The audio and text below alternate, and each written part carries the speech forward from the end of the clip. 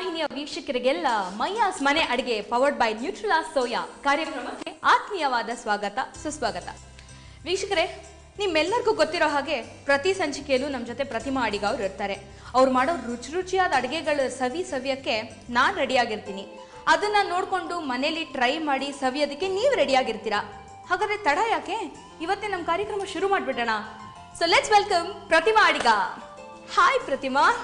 ಓ, black ಅಲ್ಲಿ ಜಕ್ಕಾಸ ಕಾಣ್ತಾ ಇದ್ದೀರಾ ಇವತ್ತು. ಕಡಿಮೆನಾ? Thank you. ಏನೋ ನಿಮ್ಗೆ ತಕ್ಕಂತಿರ್ಬೇಕಲ್ಲ, ನಾವು ನಿಮ್ ತಕ್ಕಾಗ್ನೇ ಇರ್ಬೇಕಲ್ಲಮ್ಮ. ಹಂಗಾರೆ ಒಳ್ಳೆ ಕಾಂಬಿ ಬಿಡಿ ನಮ್ಮಿಬ್ರು. ಮತ್ತೆ of course we have got a very good chemistry. Yeah man.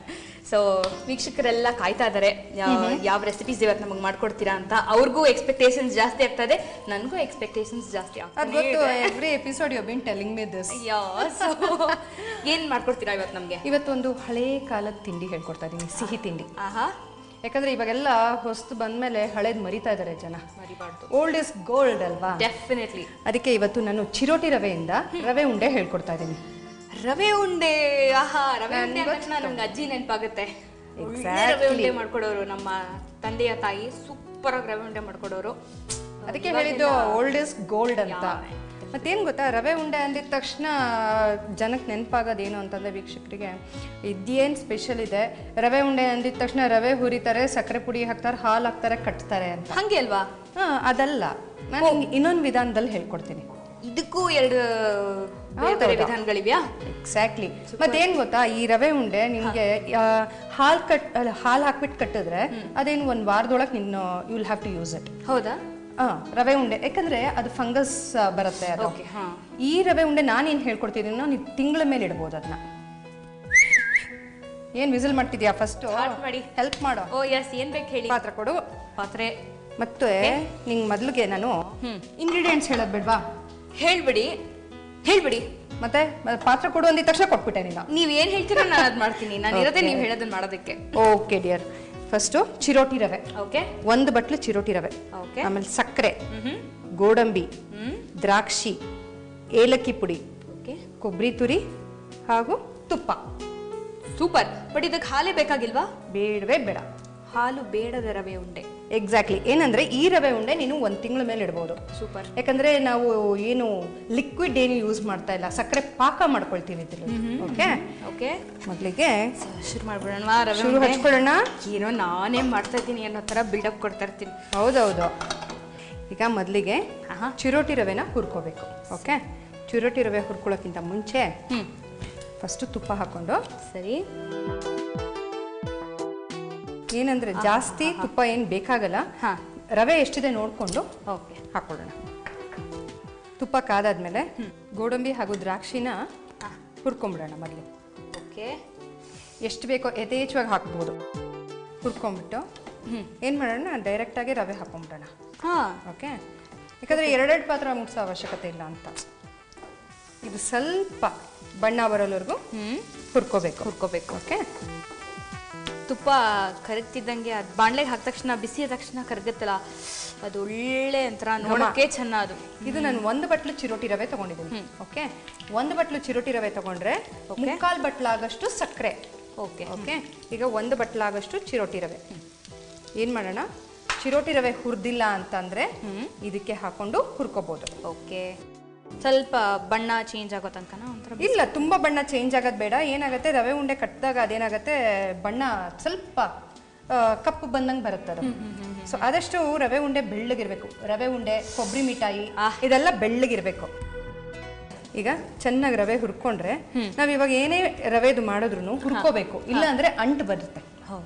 ಈಗ ರವೆ ಹಾಲ್ಬಾಯಿ ಮಾಡ್ತೀವಿ, ರವೆ ಹಾಲ್ಬಾಯಿ ಮಾಡ್ಬೇಕಾದ್ರೆ ರವೆ ಹುರ್ಕೋಬೇಕು. ಹುರ್ಕೊಂಡಾಗ ಅದು ಚೆನ್ನಾಗಿ ಅಂಟು ಹೋಗ್ಬಿಡುತ್ತೆ, ಮತ್ತೆ ಚೆನ್ನಾಗಿ ಪೀಸಸ್ ಬರುತ್ತೆ. Okay okay okay. ನೋಡಿ, ಇಷ್ಟು ಹುರ್ಕೋಬೇಕು. ಈಗ ಇದು ಉಂಡೆ ಕಟ್ಟಕ್ಕೆ ನೀವು ಸಕ್ಕರೆ ಪಾಕ ಮಾಡ್ಕೊತೀನಿ? ಸಕ್ಕರೆ ಪಾಕ ಮಾಡ್ಕೊಳ್ತೀನಿ. ಏನಂದ್ರೆ ಸಕ್ಕರೆ ಪಾಕ ಮಾಡ್ಕೊಂಡ್ಮೇಲೆ ಏನಾಗುತ್ತೆ, ನಾವು ಈ ರವೆ ಏನು ಹುರಿದಿರ್ತೀವೋ ಅದನ್ನ ಸಕ್ಕರೆ ಪಾಕಕ್ಕೆ ಹಾಕೋಬೇಕು. Okay okay okay. ಅದು ಹಾಕಿದ ಇಮಿಡಿಯೇಟ್ ಆಗಿ ಕಟ್ಟಕ್ಕಾಗೋದಿಲ್ಲ. ಅದೇನಾಗುತ್ತೆ, ಕೇಸರಿ ಭಾತ್ ಥರ ಆಗ್ಬಿಡುತ್ತೆ. ಅದು ಸ್ವಲ್ಪ ತಣಿಯಕ್ಕೆ ಬಿಡಬೇಕು. ಓಕೆ, ತಣದ್ಮೇಲೆ ಚೆನ್ನಾಗಿ ಉಂಡೆ ಕಟ್ಟಕ್ಕೆ ಬರುತ್ತೆ. ಈಗ ಕೊಬ್ಬರಿ ತುರಿ. ಓಕೆ, ಎಲ್ಲ ಇದಕ್ಕೆ ಹಾಕ್ಬಿಡ್ತಿದ್ದೀರಲ್ಲ ಆಲ್ಮೋಸ್ಟ್ ಎಲ್ಲ ಇಂಗ್ರೀಡಿಯೆಂಟ್ಸ್ನ? ತುಂಬಾ ಸಿಂಪಲ್ ಪ್ರೊಸೀಜರ್ ಇದು.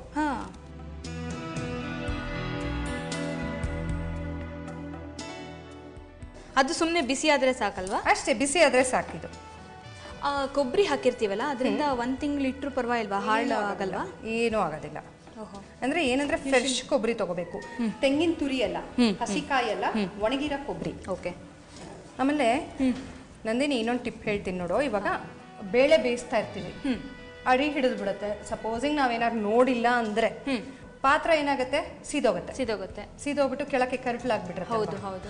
ಆ ಕಟ್ಲನ್ನ ತೆಗಿಬೇಕು ಅಂತಂದ್ರೆ ಹಾಕಿ ಉಜ್ಜಿ ತೆಗಿಬೇಕಾಗತ್ತೆ. ಒಂದು ಸುಲಭದ ಉಪಾಯ ಹೇಳ್ತೀನಿ ಅದಕ್ಕೆ. ಕಲ್ಲುಪ್ಪು ಹಾಕ್ಬಿಟ್ಟು ಅದು ಉಜ್ಜಿದ್ರೆ ಇಮಿಡಿಯೇಟ್ ಆಗಿ ಅದು ಸ್ಟೇನ್ಸ್ ಎಲ್ಲ ಹೊಟ್ಟೋಗುತ್ತೆ. ಅರೆ ವಾ, ಯಾವ ಡಿಟರ್ಜೆಂಟ್ ಬೇಕಾಗಿಲ್ಲ, ಕೊಡ್ತಾ ಇದ್ದಾರೆ ನಮ್ಮ ಪ್ರತಿಮಾ ಅವರು. ಶಬಾಷ್. ಈಗ ಇದು ಹುರಿದಾಗಿದೆ ಇದು. Okay okay. ಈಗ ಸಕ್ಕರೆ ಪಾಕ ಮಾಡ್ಕೊಳ್ಳೋಣ. ಇದು ಒಂದ್ ಕಡೆ ಎತ್ತಿಟ್ಕೊಂಡ್ಬಿಡೋಣ. Okay okay. ಪ್ಯಾನ್ ಕೊಡ್ಲಾ? ಯಾ. ಈಗ ಸಕ್ಕರೆ ಏನು ಹೋಗ್ತಾ ಇದೆಯಾ? ಕಿಕ್ಕು ಹೊಡಿತಾರೆ. ಈಗ 3/4 ಬಟ್ಲ ಆಗಷ್ಟು ಸಕ್ಕರೆ. ಓಕೆ. ಸ್ವಲ್ಪ ಮುಳುಗೋಷ್ಟು ನೀರು. ಸಕ್ಕರೆ ಪುಡಿ ಏನ್ ಮಾಡ್ಕೋ ಪಾಕ ಆಗತ್ತಲ್ಲ? ಪಾಕ ಆಗತ್ತೆ. ಕರೆಕ್ಟ್. ಪಾಕ ಆಗತ್ತೆ. ಇನ್ನೊಂದು ಸ್ಪ್ಯಾಚುಲಾ ಕೊಡು, ಒಂದು ಸ್ವಲ್ಪ ನೀರು ಹಾಕು, ಪಾಕ ಬರಲಿಕ್ಕೆ ತಗೊಳ್ಳಿ. ನೀರು ಹಾಕ್ತೀನಿ.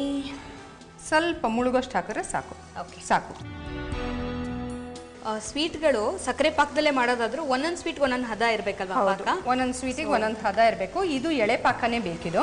ತುಂಬಾ ಏರ್ ಪಾಕ ಆದ್ರೆ ಏನಾಗೋಗ್ಬಿಡುತ್ತೆ, ಉಂಡೆ ಕಟ್ಟಕ್ ಬರಲ್ಲ, ಕಷ್ಟ ಆಗುತ್ತೆ. ಇದು ಸ್ವಲ್ಪ ಎಳೆ ಅಂದ್ರೆ ಹಿಂಗೆ ಎಳೆದಾಗ ಥ್ರೆಡ್ ಲೈಕ್ ಕನ್ಸಿಸ್ಟೆನ್ಸಿ ಅಂತ ಹೇಳ್ತಾರಲ್ಲ, ನೂಲು ದಾರದ ತರ, ಆ ತರ ಬರ್ಬೇಕಿದು. ಓಕೆ. ಏನಂದ್ರೆ ಒಂದು ಗಮನದ ಇಟ್ಕೋಬೇಕು. ಬೇಸಿಕ್ ಆಗಿ ನಮ್ಗೆ ಸ್ವೀಟ್ ಮಾಡ್ಬೇಕಾದ್ರೆ ಈ ಸಕ್ಕರೆ ಪಾಕ ಕರೆಕ್ಟ್ ಆಗಿ ಬಂತು ಅಂತಂದ್ರೆ ಎಲ್ಲಾನು ಕರೆಕ್ಟ್, ಪರ್ಫೆಕ್ಟ್.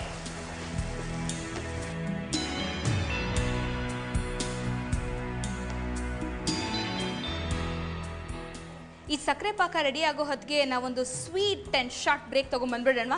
ಹಾಗಾದ್ರೆ ಮೈಯಾಸ್ ಮನೆ ಅಡಿಗೆ ಕಾರ್ಯಕ್ರಮದಲ್ಲಿ ನೀವು ತಗೊಳ್ಳಿ ಒಂದು ಚಿಕ್ಕ ವಿರಾಮ. ವಿರಾಮದ ನಂತರ ನಿಮ್ಮ ಮೈಯಾಸ್ ಮನೆ ಅಡಿಗೆ ಪವರ್ಡ್ ಬೈ ನ್ಯೂಟ್ರೆಲಾ ಸೋಯಾ ಕಾರ್ಯಕ್ರಮಕ್ಕೆ ಆತ್ಮೀಯವಾದ ಸ್ವಾಗತ. ವೀಕ್ಷಕರೇ, ಪಾಕ ರೆಡಿ ಆಗ್ತಾ ಇದೆ ಅಥವಾ ಆಗಿದೆ? Almost done. ಸೊ ನೆಕ್ಸ್ಟ್ ಇದನ್ನ ರವೆನೆಲ್ಲ ಹಾಕಿ ಉಂಡೆ ಕಟ್ಟಿದ್ರೆ ನೋಡು, ಈ ಹದಕ್ಕೆ ಬರಬೇಕು. ಲಾಸ್ಟಲ್ಲಿ ನಿಲ್ಲತ್ತಲ್ಲ, ನಿಧಾನ ಇಳಿಯತ್ತಲ್ಲ. ಓಕೆ. ಅಂಡ್ ಯೂಶಲಿ ಇಂಥ ಸ್ವೀಟ್ಸ್ ನ ನಾನ್ ಸ್ಟಿಕ್ ಪ್ಯಾನ್ ಅಲ್ಲಿ ಮಾಡೋದು ಬೆಟರ್. ಅಂಟಲ್ಲ, ಜಾಸ್ತಿ ತಳ ಹತ್ತಲ್ಲ ಅನ್ಕೋತೀನಿ. ಈ ಕಡೆ ಇಟ್ಕೋ. ಈಗ ನಾವು ಹುರಿದಿರೋ ಅಂತ ರವೆ, ಗೋಡಂಬಿ, ದ್ರಾಕ್ಷಿ, ಒಣ ಕೊಬ್ಬರಿ ನೋಡು. ಈಗ ಕಡೆಯಲ್ಲಿ ಏಲಕ್ಕಿ ಪುಡಿ. ಓಕೆ. ಹಾಕ್ಬಿಡಿ. ಏಲಕ್ಕಿ ಪುಡಿ ಯಾವಾಗಲೂ ಕಡೆಯಲ್ಲೇ ಹಾಕಬೇಕು. ಓಕೆ. ಹಿಂಗೆ ಮುಚ್ಚಿಬಿಟ್ಟು ಗ್ಯಾಸ್ ಆಫ್ ಮಾಡಿಬಿಡು. ಮಾಡ್ಲಾ? ಹಾಂ, ಗ್ಯಾಸ್ ಆಫ್ ಮಾಡಿಬಿಡು. ನೋಡು, ನಾನು ಹಿಂಗೆ ಹೇಳಿದ್ನಲ್ಲ, ಇಷ್ಟು ಕಲಿಸ್ಬಿಟ್ಟು ತಣಿಯಕ್ಕೆ ಬಿಡಬೇಕು. ತಣಿಯಕ್ಕೆ ಬಿಟ್ಮೇಲೆ ಅದು ಯಾವ ಥರ ಮಾಡೋದು ಅಂತ ಹೇಳ್ಕೊಡ್ತೀನಿ. ಓಕೆನಾ? ಈಗ ನಾವು ಏಲಕ್ಕಿ ಹಾಕಿದ್ದೀವಿ, ಚೆನ್ನಾಗೆ ಈ ಥರ ಮುಗ್ಚಬೇಕು. ಇವಾಗ ಬಿಸಿ ಇರುತ್ತಲ್ಲ ಉಂಡೆ, ಈ ಕಟ್ಟಕ್ಕೆ ಆಗೋದೇ ಇಲ್ಲ, ಆದಷ್ಟು ಸ್ವಲ್ಪ ತಣಿಬೇಕು.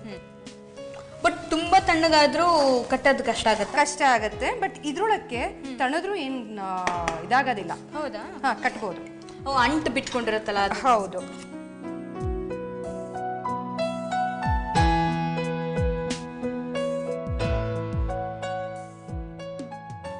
ವೀಕ್ಷಕರೇ, ಬಿಸಿ ಬಿಸಿಯಾದ ರವೆ ಉಂಡೆ ರೆಡಿ ಆಗಿದೆ. ಸೊ ಕೊಟ್ರೆ ನಾವು ರುಚಿ ನೋಡ್ಬಿಟ್ಟು ಮತ್ತೆ ನಾನು ತೆಗೆದಿಟ್ಕೊಳ್ಳೋಣ ಅಂತ ಅನ್ಕೊಂಡೆ. ಅಯ್ಯೋ, ನೀವು ಅಷ್ಟೆಲ್ಲ ಮಾಡಲ್ಲ, ನಂಗೆ ಗೊತ್ತು. ಸ್ವಲ್ಪ ಧಾರಾಳ ಅಂತ ಚೆನ್ನಾಗಿ ಗೊತ್ತಿಲ್ಲ. ಮತ್ತೇನೇನು ತಗೋ, ಬಿಸಿ ಬಿಸಿಯಾಗಿರೋ ರವೆ ಉಂಡೆ ರೆಡಿ ಆಗಿದೆ. ಟೇಸ್ಟ್ ಮಾಡ್ಬಿಟ್ಟು ಹೇಳು ಯಾವ ಥರ ಇದೆ ಅಂತ. ರೆಗ್ಯುಲರ್ ರವೆ ಉಂಡೆ ಥರ ಇದೆಯಾ, ಸ್ಪೆಷಲ್ ಆಗಿದೆಯಾ ನೋಡು. Okay okay okay okay tension ಮಾಡ್ಕೋಬೇಡಿ. ನಾನು ಇದನ್ನ ಟೇಸ್ಟ್ ಮಾಡೋಕ್ಕೆ ಮುಂಚೆ ಇದನ್ನ ಮತ್ತೊಂದ್ಸಲ ಹೇಗೆ ಮಾಡೋದು ಅಂತ ನೋಡ್ಕೊಂಡು ಬಂದ್ಬಿಡಿ. ಸೊ ರವೆ ಉಂಡೆ ಮಾಡುವ ವಿಧಾನ: ಮೊದಲಿಗೆ ಒಂದು ಬಾಣಲೆಗೆ ತುಪ್ಪ ಹಾಕಬೇಕು. ತುಪ್ಪ ಕಾದ ನಂತರ ಗೋಡಂಬಿ ಹಾಗೂ ದ್ರಾಕ್ಷಿಯನ್ನು ಹುರಿದುಕೊಳ್ಳಬೇಕು. ನಂತರ ಚಿರೋಟಿ ರವೆಯನ್ನು ಹಾಕಿ ಹುರಿಯಬೇಕು. ಅದಾದ ಮೇಲೆ ಒಣ ಕೊಬ್ಬರಿಯನ್ನು ಹಾಕಿ ಮೊಗಚಬೇಕು. ಇನ್ನೊಂದು ಬಾಣಲೆಯಲ್ಲಿ ಸಕ್ಕರೆ ಹಾಗೂ ನೀರನ್ನು ಹಾಕಿ ಒಂದೆಳೆ ಪಾಕವನ್ನು ಮಾಡಿಟ್ಟುಕೊಳ್ಳಬೇಕು. ನಂತರ ಹುರಿದಿರುವ ರವೆ ಮಿಶ್ರಣ ಮತ್ತು ಏಲಕ್ಕಿಯನ್ನು ಹಾಕಿ ಮೊಗಚಬೇಕು. ತಣ್ಣಗಾದ ನಂತರ ಉಂಡೆ ಕಟ್ಟಿದರೆ ರವೆ ಉಂಡೆ ಸವಿಯಲು ಸಿದ್ಧ. ವೀಕ್ಷಕರೇ, ನೋಡ್ಕೊಂಡ್ರಿ ಅಲ್ವಾ? ಸೊ ನಾನು ಟೇಸ್ಟ್ ಮಾಡ್ಬೋದಲ್ವಾ ಈಗ ವಿತ್ ಯೋರ್ ಪರ್ಮಿಷನ್? ಇನ್ನು ನನಗೆ ಕಾಯಕ್ಕಾಗಲ್ಲ. ಏನಷ್ಟು ತಿಂತೀಯ, ಒಂದು ಇಡ್ತೀಯ? ಅಲ್ಲ, ನೋಡೋಣ, ಒಂದು ತಿಂದ್ಬಿಟ್ಟು ಆಮೇಲೆ ಡಿಸೈಡ್ ಮಾಡಿ. ಸೇರಿಸಿ ಅಂತ ಹೇಳಿದೆಲ್ಲ ಅದಕ್ಕೆ. ಪ್ಲೀಸ್. ಓಕೆ, ಯಾ. ಬೇಡ ಪಾಪ, ನಿಜವಾಗ್ಲೂ ಗಬ್ಬು ಇವಳು ಅನ್ಕೋತಾರೆ. ಬೇಡ, ನಿಧಾನಕ್ಕೆ ತಿಂತೀನಿ.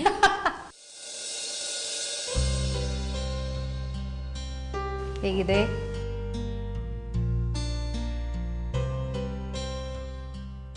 ಆಕ್ಚುಲಿ ಟೇಸ್ಟಲ್ಲಿ ತುಂಬ ಡಿಫ್ರೆನ್ಸ್ ಇದೆ ಹಾಲಲ್ಲಿ ಮಾಡೋದಕ್ಕೂ ಇದ್ರಲ್ಲಿ ಮಾಡೋದಕ್ಕೂ.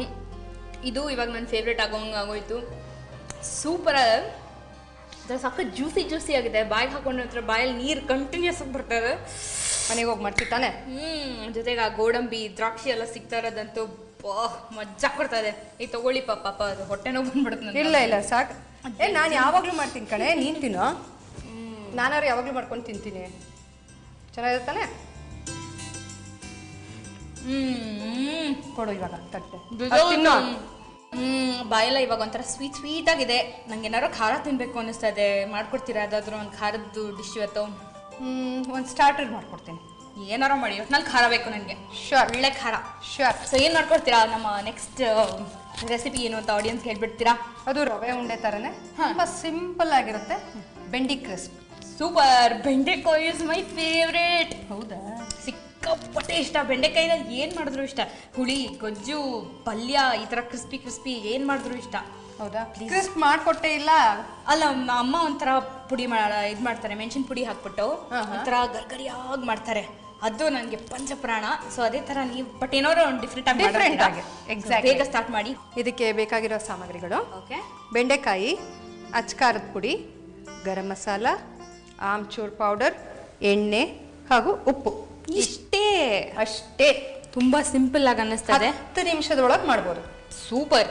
ನಮಗೂ ಅಂಥದ್ದೇ ಬೇಕ್ರಿ ಜಾಸ್ತಿ, ಯಾಕೆಂದ್ರೆ ಟೈಮ್ ಇರಲ್ವಲ್ಲ, ಫಟಾಫಟ್ ಅಂತ. ಅದು ಫೇವ್ರೇಟ್ ತರಕಾರಿಗಳಲ್ಲಿ ಈ ಥರ ಚಕ ಅಂತ ಮಾಡೋದು ಇದ್ಬಿಡ್ರೆ ಅದು ಸೂಪರ್. ಇದರೊಳಗೆ ಬೆಂಡೆಕಾಯಿ ನಿಂಗೆ ಇಷ್ಟ ಅಂತ ಹೇಳಿದೆ ಅಲ್ವಾ? ಪ್ರಾಣ ನನಗೆ. ಎಷ್ಟೊಂದು ಜನಕ್ಕೆ ಬೆಂಡೆಕಾಯಿ ಇಷ್ಟ ಅಲ್ವಾ? ಹೌದು. ಅದಕ್ಕೆ ಬೆಂಡೆಕಾಯಲ್ಲೂ ಮಾಡ್ಬೋದು, ತೊಂಡೆಕಾಯಲ್ಲೂ ಮಾಡ್ಬೋದು. 2 ಆಪ್ಷನ್. ಸದ್ಯಕ್ಕೆ ಬೆಂಡೆಕಾಯಲ್ಲಿ ಮಾಡೋಣ. ಓಕೆ, ಯಾಕಂದ್ರೆ ಬೆಂಡೆಕಾಯಿ ತುಂಬಾ ಇಷ್ಟ ಅಂದ್ಯಲ್ಲ? ಹೌದು. ಕರೆಕ್ಟಾ ಇದೆನಾ? ಕರೆಕ್ಟ್ ಆಗಿರುತ್ತೆ. ನೋಡೋ, ಒಂದು ವಾರಕ್ಕೆ ಎಷ್ಟು ಬೇಗ ಚುರುಕಾಗ್ಬಿಟ್ಟೆ ನೀನು. ಹೌದು, ಮತ್ತೆ ನಮ್ಮ ಮನೆಯಲ್ಲೆಲ್ಲ ಖುಷಿ ಆಗ್ಬಿಟ್ಟಿರ್ತಾರೆ. ಹೌದಾ? ನನ್ನ ಜೊತೆ ಸೇರಿ ಒಳ್ಳೆ ಬುದ್ಧಿ ಬಂದಿದೆ ಅನ್ಕೊಂಡು. ಒಳ್ಳೆ ಬುದ್ಧಿ ಇತ್ತು, ಒಳ್ಳೆ ಟ್ಯಾಲೆಂಟ್ ಬಂದಿದೆ ಅಂತ. ಓಕೆ, ಈಗ ಮೊದಲು ಎಣ್ಣೆಗೆ ಹಾಕೊಳ್ಳೋಣ. ಓಕೆ, ಇದನ್ನ ಡೀಪ್ ಫ್ರೈ ಮಾಡಬೇಕು. ಓಕೆ. ಒಂದೇ ಥರ ಬಜ್ಜಿ ಬೋಂಡ ತಿಂದು ಬೇಜಾರಾಗಿರುತ್ತಲ್ಲ, ಅದಕ್ಕೆ ಇದು ಎಣ್ಣೆ ಕಾದ ಕೂಡಲೇ ಏನು ಮಾಡೋಣ, ಬೆಂಡೆಕಾಯಿನ ಫ್ರೈ ಮಾಡ್ಕೊಳ್ಳೋಣ. ಡೀಪ್ ಫ್ರೈ ಮಾಡಬೇಕು. ಓಕೆ. ಆಮೇಲೆ ಇನ್ನೊಂದು, ಬೆಂಡೆಕಾಯಲ್ಲಿ ಏನಿದೆ ಹೇಳು, ಅದರ ಒಳ್ಳೆ ಗುಣ ಏನಿದೆ ಹೇಳು? ಬೆಂಡೆಕಾಯಲ್ಲಿ ಐರನ್ ಕಂಟೆಂಟ್ ಜಾಸ್ತಿ ಇದೆ, ಬುದ್ಧಿಶಕ್ತಿಗೆ ತುಂಬಾ ಒಳ್ಳೆಯದು. ಒಳ್ಳೆ ಗುಣ. ಎಸ್ಪೆಷಲಿ ಮಕ್ಕಳಿಗಂತೂ, ಮಕ್ಕಳೊಬ್ಬರೇ ಅಲ್ಲ, ದೊಡ್ಡವರು ನಿಮ್ಮಂಥವ್ರಿಗೂ ಅಷ್ಟೇ, ಬುದ್ಧಿಶಕ್ತಿಗೆ ಬಹಳ ಒಳ್ಳೇದು, ನೆನಪಿನ ಶಕ್ತಿಗೆ. ಅದಕ್ಕೆ ನಾನು ಅಷ್ಟು ತಿನ್ನೋದನ್ನ. ಒಳ್ಳೆ. ಸರಿ ಅಮ್ಮ, ನಿನ್ನ ಹತ್ರ ಮಾತಾಡಕ್ಕಂತೂ ಆಗದೇ ಇಲ್ಲ. ಒಂದು ಮಾತಾಡಿದ್ರೆ ಇನ್ನೊಂದು ಹೇಳ್ತೀಯ ನೀನು. ಓಕೆ. ಮಾತೆ ಬಂಡವಾಳ ನಮ್ಗೆ ಬಿಟ್ಬಿಡಾಕ, ಮಾತಾಡ್ದಿದ್ರೆ ಆಗಲ್ಲ, ಜೀವನ ನಡೆಯಲ್ಲ. ಹೌದು. ಆಮೇಲೆ ನಿಂಗೆ ಇನ್ನೊಂದು ಟಿಪ್ ಹೇಳ ಪ್ಲೀಸ್. ಏನು ಗೊತ್ತಾ, ಈಗ ನಾವು ಲೇಡೀಸ್ ಏನು ಮಾಡ್ತೀವಿ, 2 ತಿಂಗಳು ಒಂದ್ಸತಿ ಫೇಶಿಯಲ್ ಹೋಗಿ ಮಾಡಿಸ್ಕೊಂಡ್ಬರ್ತೀವಿ. ಈ ಏಜ್ ಆಗ್ತಾ ವ್ರಿಂಕಲ್ಸ್ ಬರುತ್ತಲ್ಲ, ಅದಕ್ಕೆ ಏನು ಮಾಡಬೇಕು, ಈ ಸ್ವೀಟ್ ಕಾರ್ನ್ ಇದೆಯಲ್ಲ, ಸ್ವೀಟ್ ಕಾರ್ನ್ ಆದ್ರೂ ಪರವಾಗಿಲ್ಲ, ಇಲ್ಲ ಅಂದ್ರೆ ಮಾಮೂಲು ಜೋಳ ಬರುತ್ತಲ್ಲ, ಆದಷ್ಟು ಜಗಿತಾ ಇದ್ರೆ ಈ ಫೇಸ್ಗೆ ಎಕ್ಸಸೈಸ್ ಆಗತ್ತೆ. ಎಕ್ಸಸೈಸ್ ಆದಾಗ ಏನಾಗುತ್ತೆ, ವ್ರಿಂಕಲ್ಸ್ ಬರೋದು ತುಂಬಾ ನಿಧಾನವಾಗುತ್ತೆ. ಅಂದ್ರೆ 35-40ಕ್ಕೆ ಬರೋ ಬದಲು ಇನ್ನೊಂದು 5 ವರ್ಷ ಎಕ್ಸ್ಟೆಂಡ್ ಮಾಡ್ಕೋಬಹುದು ನೀವೇ. ಎಣ್ಣೆ ಕಾದಿದೆ. ಈಗ ಇದನ್ನ ಯಾವ ತರ ಹೆಚ್ಕೋಬೇಕು ಅಂತ ತೋರಿಸ್ತೀನಿ. ಈಗ ಬೆಂಡೆಕಾಯಿನ ಈ ತರ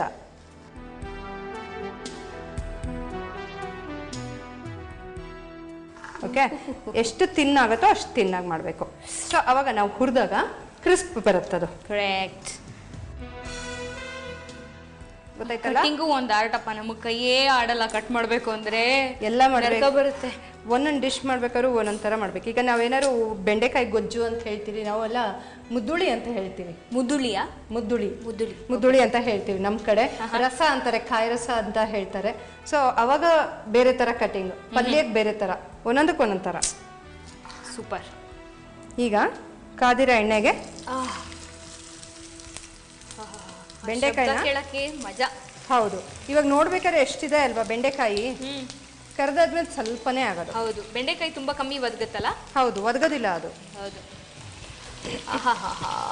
ಅಯ್ಯೋ, ಏನಂದ್ರೆ ಇದು ಸ್ವಲ್ಪ ನಿಧಾನ ಕರಿಯೋದು ಫ್ರೈ ಆಗೋದು. ಹೌದು, ಸ್ವಲ್ಪ ನಿಧಾನ ಆಗುತ್ತೆ ಇದು. ಕರಿಯೋದ್ರಿಂದ ನಾವು ಹುರ್ಕೊಳ್ಳೋ ಅವಶ್ಯಕತೆ ಇಲ್ಲ, ಲೋಳೆ ಎಲ್ಲ ಅದ್ರೊಳಗೆ ಹೊರಟೋಗುತ್ತೆ. ಹೌದು. ನಾವು ಆಮೇಲೆ ಹುಳಿ ಮಾಡ್ಬೇಕಾದ್ರೆ ಏನ್ ಮಾಡ್ಬೇಕು, ಬೆಂಡೆಕಾಯಿನ ಆದಷ್ಟು ನಾವು ಒಂದು ಗಮನದಲ್ಲಿ ಇಡ್ಬೇಕು. ಬೆಂಡೆಕಾಯಿ ತೊಳೆದಾದ್ಮೇಲೆ ಒರೆಸ್ಬಿಟ್ಟು ಆಮೇಲೆ ಹೆಚ್ಚಬೇಕು, ಇಲ್ಲಾಂದ್ರೆ ನೋಳೆ ಜಾಸ್ತಿ ಆಗ್ಬಿಡತ್ತೆ ಬೆಂಡೆಕಾಯಲ್ಲಿ. ಆಮೇಲೆ ಬಸ್ಲೆ ಸೊಪ್ಪು ಅಂತಾರೆ, ಬಸ್ಲೆ ಸೊಪ್ಪಲ್ಲೂ ನೋಳೆ ಜಾಸ್ತಿ, ಹೆಚ್ಚುತ್ತಾ ಇರ್ಬೇಕಾದ್ರೆ ನೋಳೆ ಇರುತ್ತೆ. ಸೊ ಇದೆಲ್ಲ ಕರೆದಿಟ್ಕೊಂಡು ಆಮೇಲೆ ಬೇಕಾದ ಮಸಾಲೆ. ಹೌದು, ಮಸಾಲೆಗಳು. ಆಮ್ಚೂರ್ ಪೌಡರ್ ಅಂತ ಹೇಳಿದ್ರಲ್ಲ, ಎಷ್ಟೋ ಜನ ಆಮ್ಚೂರ್ ಮನೇಲಿ ಉಪಯೋಗಿಸದೇ ಇರ್ಬೋದು, ಅಂಥವ್ರು ಬೇರೆ ಏನಾದ್ರು ಲಿಂಬೆಹಣ್ಣು ಉಪಯೋಗಿಸ್ಬೋದು. ಆಮ್ಚೂರ್ ಪೌಡರ್ ಅಂತಂದ್ರೆ ಮಾವಿನಕಾಯಿ, ಒಣಗಿರೋ ಮಾವಿನಕಾಯಿಂದ ಪುಡಿ ಮಾಡಿರೋದು. ಏನಂದ್ರೆ ಒಂದ್ ಸ್ವಲ್ಪ ಹುಳಿ ಅಂಶನೂ ಬೇಕಾಗತ್ತೆ. ಖಾರ ಹಾಕಿರ್ತೀವಿ, ಗರಂ ಮಸಾಲ, ಉಪ್ಪು ಎಲ್ಲ ಹಾಕಿರ್ತೀವಲ್ಲ, ಒಂದ್ ಚೂರು ಹುಳಿ ಅಂಶ ಬೇಕಾಗತ್ತೆ, ಅದಕ್ಕೆ ಆ ಪೌಡರ್ ಯೂಸ್ ಮಾಡ್ತೀವಿ. ಇಲ್ಲ ಅಂದವರು ತೊಂದರೆ ಇಲ್ಲ, ಲಿಂಬೆಹಣ್ಣ ಬಳಕೆ ಮಾಡಬಹುದು. ಬಟ್ ನಿಂಬೆಹಣ್ಣು ಹಿಂಡೋದ್ರಿಂದ ಮೆತ್ತಗಾಗಲ್ವಾ? ಏನಾಗಲ್ಲ, ಕಮ್ಮಿ ಆಗಲ್ವಾ? ಇಮಿಡಿಯೇಟ್ ಆಗಿ ಕನ್ಸ್ಯೂಮ್ ಮಾಡ್ಬೇಕಾಗತ್ತೆ. ಅದಾಗುತ್ತೆ. ಹೌದು, ಅದು ಹಿಂಗ್ ಖಾಲಿ ಆಗುತ್ತೆ, ಗೊತ್ತಲ್ಲ ನಿಮ್ಗೆ. ಇದಾಗೋ ಹೊತ್ತಿಗೆ ಒಂದು ಬ್ರೇಕ್ ತಗೊಂಡ್ಬಂದ್ಬಿಡೋಣ. ಶ್ಯೂರ್. ವೀಕ್ಷಕರೇ, ಈ ಬೆಂಡೆಕಾಯಿ ಗರಿಗರಿಯಾಗಿ ಕರೀತಾ ಇದ್ದಾರೆ. ಸೊ ಇದಾಗಕ್ಕೆ ಮುಂಚೆ ನೀವು ಒಂದು ಸಣ್ಣ ವಿರಾಮ ತಗೊಂಡು ಬಂದ್ಬಿಡ್ತೀರಾ?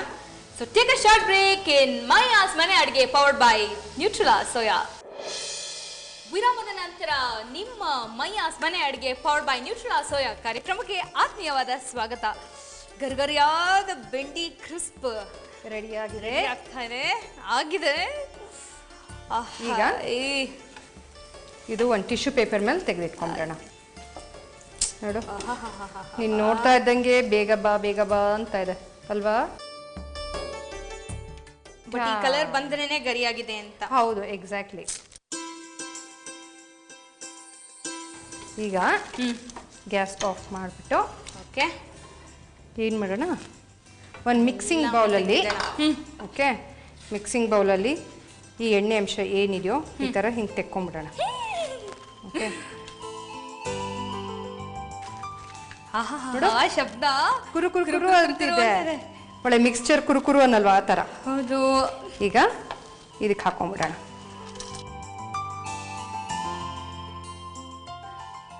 ರುಚಿಗೆ ತಕ್ಕಷ್ಟು ಉಪ್ಪು, ಗರಂ ಮಸಾಲ, ಆಮ್ಚೂರ್ ಪೌಡರ್, ಇಲ್ದಿದ್ದವರು ಲಿಂಬೆ ಹಣ್ಣು ಹಾಕೋಬಹುದು.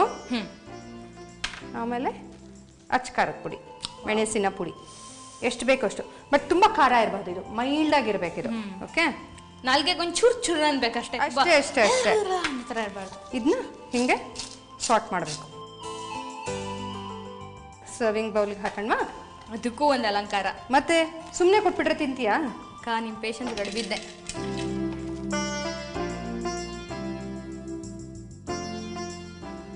ಸೊ ಬೆಂಡಿ ಕ್ರಿಸ್ಪ್ ನಿನಗಲ್ಲ, ನಮ್ಮ ಟೆಕ್ನಿಷಿಯನ್ಸ್ ಎಲ್ಲಾರ್ಗು. ಎಲ್ಲಾರ ಪರವಾಗಿ ನಾನು ತಿಂತಾ ಇದ್ದೀನಿ. ಫಸ್ಟು ಕೊಡಿ, ಬೇಗ ತಗೋ, ಟೇಸ್ಟ್ ಮಾಡಿಬಿಟ್ಟು ಹೇಗಿದೆ ಅಂತ ಹೇಳು. ಬಿಡ್ಲಾ, ನಿಮ್ನೇನು ಕೇಳೋದು, ಮುಖ ಅರಳಿದೆ ಅಂತ ಚೆನ್ನಾಗಿ ಗೊತ್ತಾಗ್ತಾ ಇದೆ. ಟೇಸ್ಟ್ ಮಾಡಿಬಿಟ್ಟು ಹೇಗಿದೆ ಹೇಳು. ಬಿಸಿ ಇದೆಯಾ? ಒಟ್ಟಿಗೆ ಒಂದು 4 ಬಾಯಿಗೆ ಹಾಕೊಳ್ಳ, ಒಂದೊಂದೇ ಯಾಕೋ ವರ್ಕೌಟ್ ಆಗಲ್ಲ.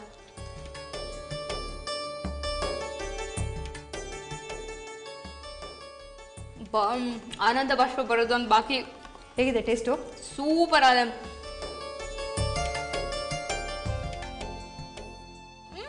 ಆ ಹುಳಿ ಜಾಸ್ತಿ ಆಯ್ತಾ? ಪರ್ಫೆಕ್ಟ್. ತಿಂತಾನೆ ಇದ್ರೆ ಅವ್ರಿಗೆ ಬೋರ್ ಆಗ್ಬಿಟ್ಟು ಎದ್ದೋಗ್ಬಿಡ್ತಾರೆ, ಮತ್ತೆ ಬಂದು ತಿಂತೀನಿ. ಶೋರ್. ನೋಡೋದ್ರಲ್ಲ ವೀಕ್ಷಕರೇ, ಇನ್ನೊಂದ್ಸಲ ನೋಡ್ಕೊಂಡ್ಬಿಡಿ ಇದನ್ನ ಹೆಂಗೆ ಮಾಡೋದು ಅಂತ. ಬೇಗ ಬೇಗ ನೋಡ್ಕೊಂಡ್ ಬಂದ್ಬಿಡಿ.